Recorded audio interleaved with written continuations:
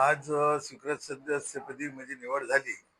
पण मी यापूर्वी 20 वर्ष नगरसेवक होतो आणि 3दा विधानसभा लढलो. माझ्या मुलाची इच्छा होती महापालिकेची निवडणूक लढवायची आणि त्यावेळेस काही कारणानं पक्षाला तिकीट देता आलं नाही. म्हणून माझी इच्छा होती की बाबा मुलालाच स्वीकृत सदस्यपद द्यावं.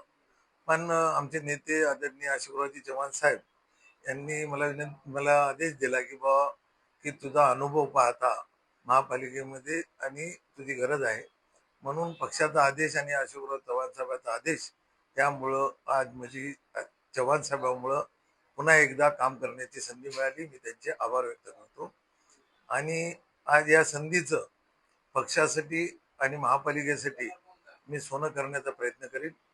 महापालिकेच्या निवडणुकीमध्ये जो पक्षाने आणि चव्हाण साहेबांनी जाहीरनामा दिला होता आणि जो 100 दिवसाचा कार्यक्रम दिलेला आहे त्याचा पाठपुरावा करून नांदेड शहराचा विकास आणि नांदेड शहरातले जे काही प्रश्न मांडून मी सोडवण्याचा प्रामाणिक प्रयत्न करेन.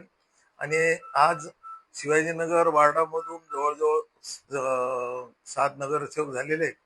माझाही त्यात समावेश आहे. शिवाजीनगर वार्डाचा पूर्ण सर्वांगीण विकास करण्याचा मी प्रामाणिकपणे प्रयत्न करेन. धन्यवाद. भाऊ, आपण यापूर्वी 2 वेळा सभापती होतात, त्यासोबत त्याचे मोस्ट सिनियर लीडर म्हणून आपल्याकडे पाहिलं जातं. येत्या काळामध्ये सुधीर भाऊ सुद्धा सोबत आपले कौटुंबिक संबंध आहेत, जिव्हाळ्याचे संबंध आहेत. येत्या महापालिकेच्या अनुषंगाने विकासाचं व्हिजन एक सिनियर नगरसेवक या नात्यानं काय असतं? नाही, आपल्या आता निवडणुकीमध्ये पक्षाने आणि चव्हाण साहेबांनी जाहीरनामा दिलेलाच होता. त्या जाहीरनाम्यासाठी जे जे विषय असतील ते पूर्णत्वाकडे नेण्याचा मी प्रामाणिक प्रयत्न करेल. आणि चव्हाण साहेब सुद्धा महाराष्ट्राचे लाडके मुख्यमंत्री देवाभाऊ यांच्यासोबत मिटिंग झाली.